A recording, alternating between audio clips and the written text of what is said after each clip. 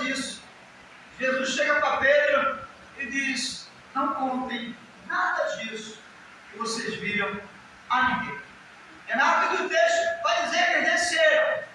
E lá embaixo encontra também a outra parte dos discípulos de Jesus, porque no monte só tinha 3, não Pedro e Tiago. Lá embaixo estavam os outros 7 discípulos. Os outros 7 discípulos. É isso? 7, 3, 12. Os outros 7 discípulos. Alguns fariseus que só chegam para atrapalhar. E pai desesperado com filho endemoniado. Contraste. Porque lá em cima, enquanto estava o pai feliz da vida, alegre, que é a figura de Deus, o pai, e um filho glorificado, cheio do Espírito Santo, dos discípulos felizes da vida, cheio da glória e do poder de Deus, de maneira que nem dali queria sair.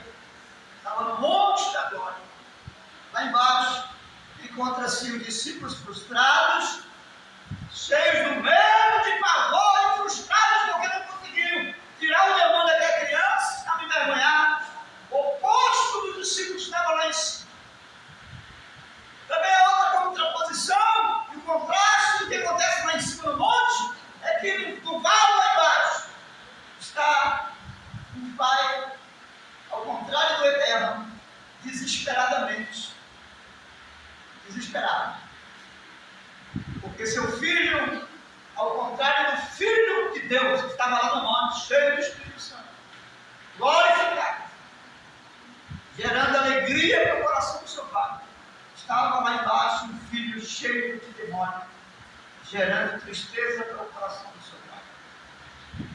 Você pode perguntar, pastor, o que isso tem a ver com a obra missionária? De certa forma, tem muito a ver. Tudo depende da forma que você olha para o texto.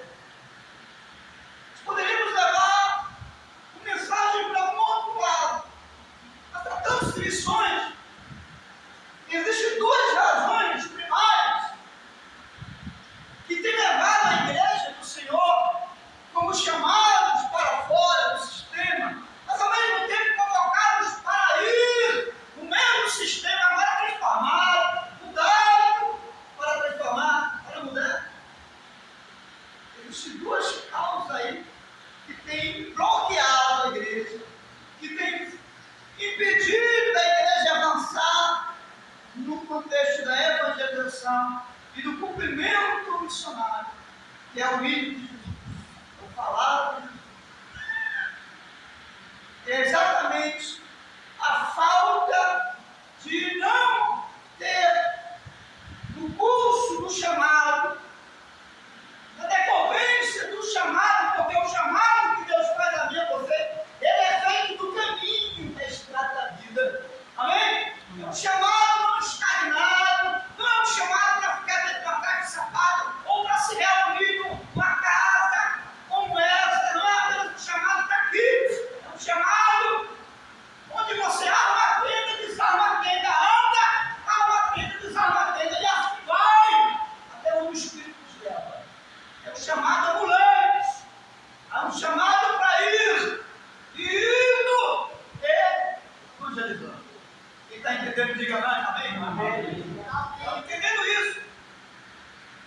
A primeira coisa é a falta de ter aprendido ou não ter aprendido a viver nos montes da transfiguração, que é uma figura da glória de Deus que foi envolveu as nossas almas, e é a figura do Espírito de Deus que nos envolve e que nos cela, que nos legitima, nos dá legitimação como Filho de Deus, nos dá filiação de Deus, nos dá unção e graça para povoar o mundo do Evangelho.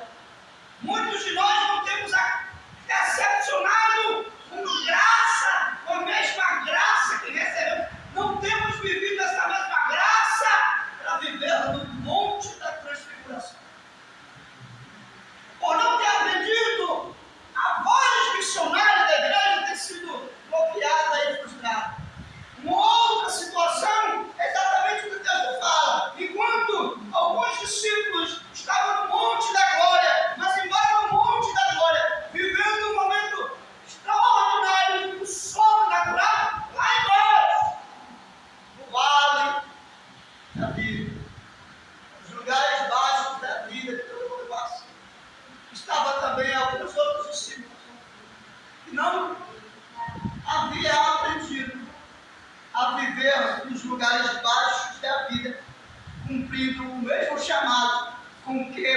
estavam no Monte da Glória também estavam cumprindo o chamado.